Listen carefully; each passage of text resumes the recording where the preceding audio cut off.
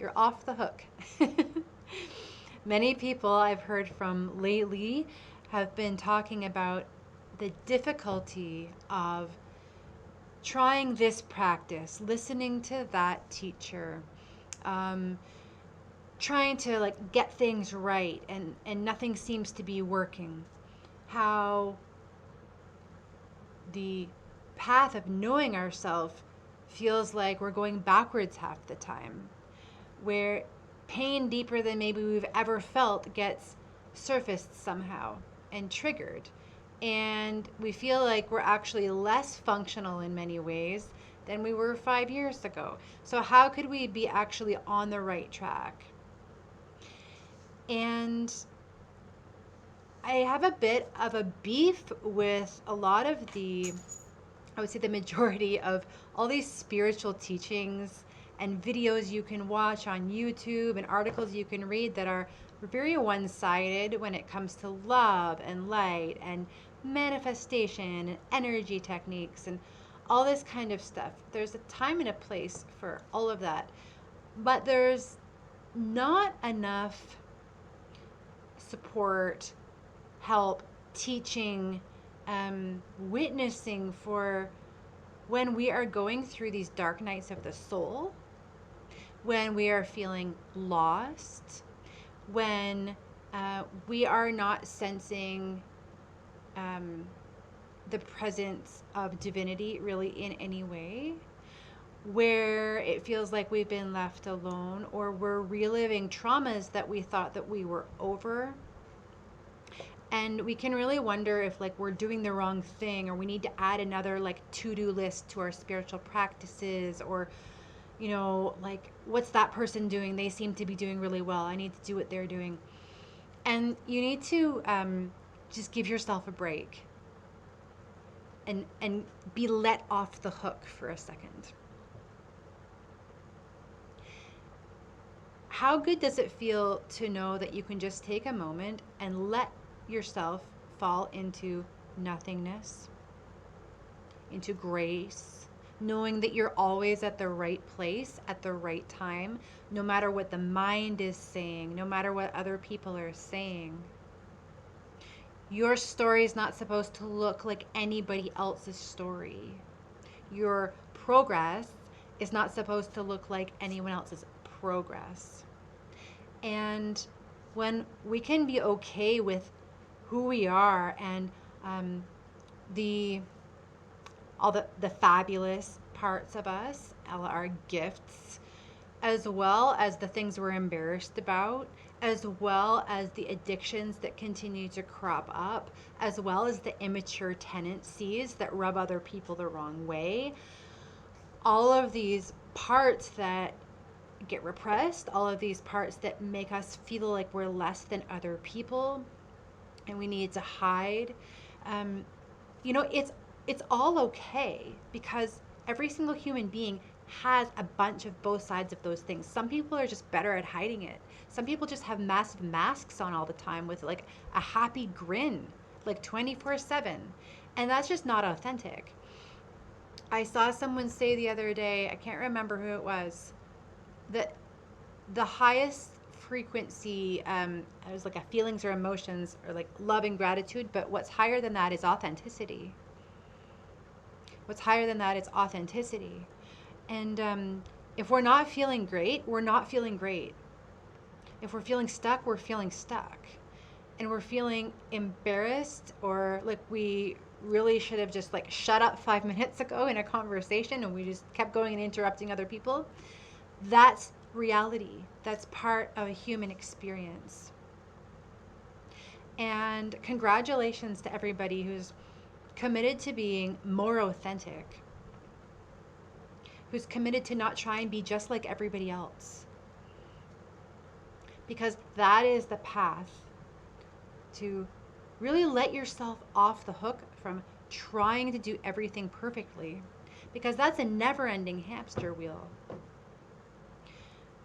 I talked to a really lovely person recently who is like quite a bit older in years, who's like looking for the next best spiritual practice to do to to connect with themselves after years and years and years and years of all these different spiritual practices. And what does that tell us? That tells us that a person can go around in circles trying to do, when really it's actually about letting go of this need to be perfect. In this present moment, wherever you are listening to this video, you are complete. There's a version of you longer down the line in linear time that's learned way more lessons than this version of you. There's a version of you in the past that hasn't learned as many lessons as the current version of you right now. And that's just the way that it goes. When it comes to making similar mistakes over and over in time, like you think you're done with an addiction, you think you're done with something, and then some months or years pass and you find yourself right back in doing the same thing, or just falling back into that same old thing that you thought you were over. It's like, oh, like, have I changed at all? Like, have I transformed anything? And one really helpful way to look at this is that we're not on this like linear path that goes like this, that you sometimes feel like you've fallen backwards. If you think about like a spiral, a beautiful spiral staircase where it's like never-ending evolution, never-ending becoming, never-ending ways of connecting with the divine.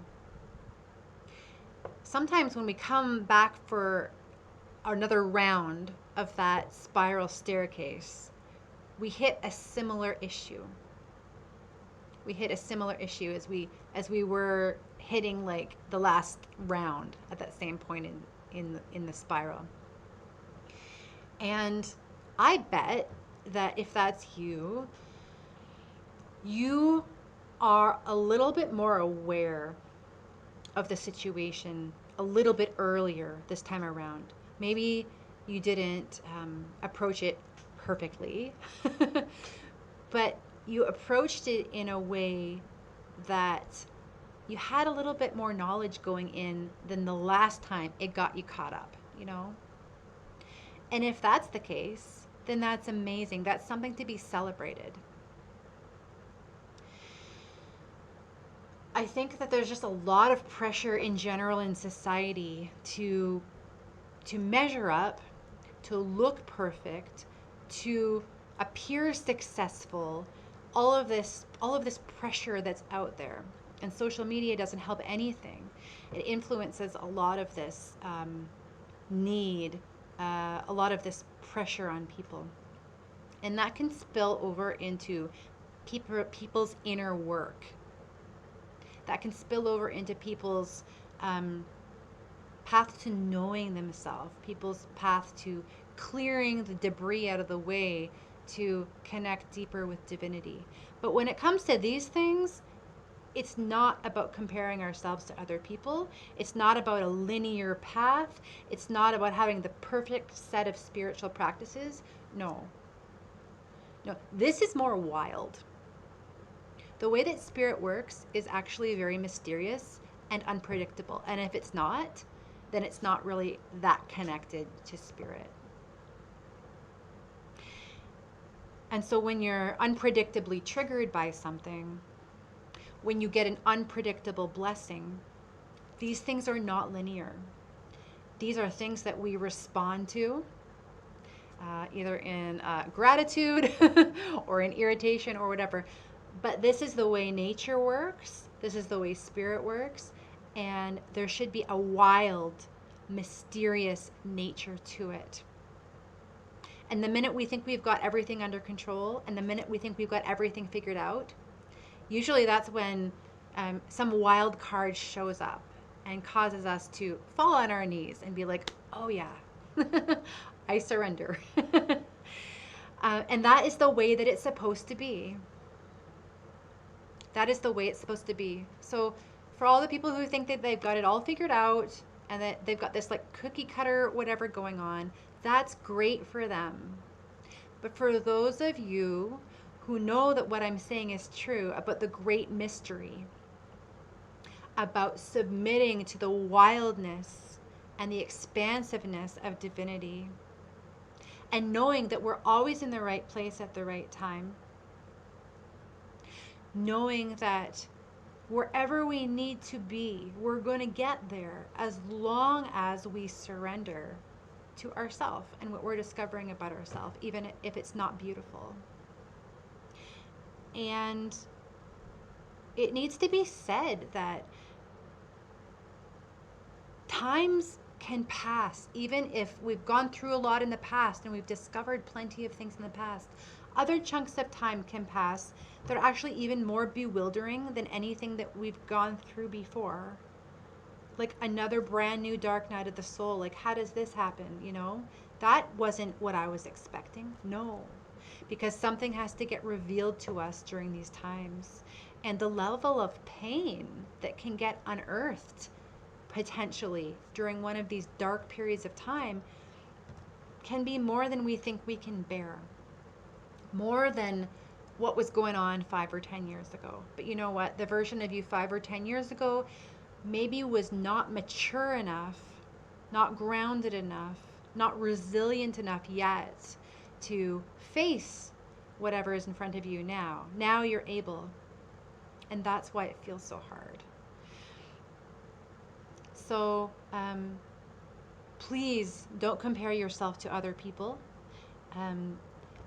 Please know that there is definitely a beautiful place for the teachings of love and light and manifestation and all of the celestial things. But it's in the furnace, it's in the nitty-gritty, it's in the discomfort where the gold gets separated from what needs to be burned off.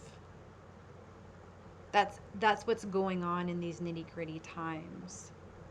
And that, yes, they are temporary, but that's what's refining you. That's what's removing what no longer serves. And so it's a process that we need to trust, and it's a process that we need to submit to over and over and over.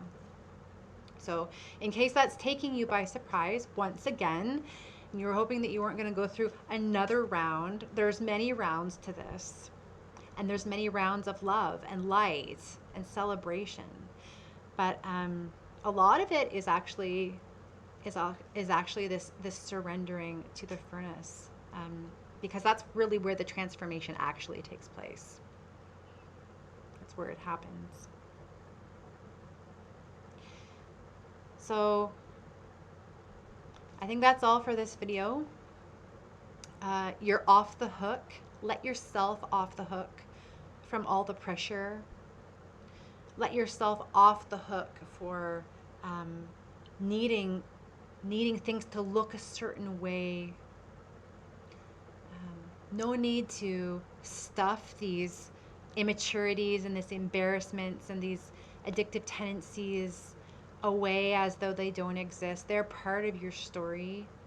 We just need to feel them instead of express them and like and cause chaos for ourselves. We need to just like recognize them and feel them and have compassion for the fact that they're there, because they're part of a complete whole. Yeah, and without them, we're not going to have the compassion that we need for ourselves and other people. They're what keeps us human. It's what keeps us in check, as difficult as they are.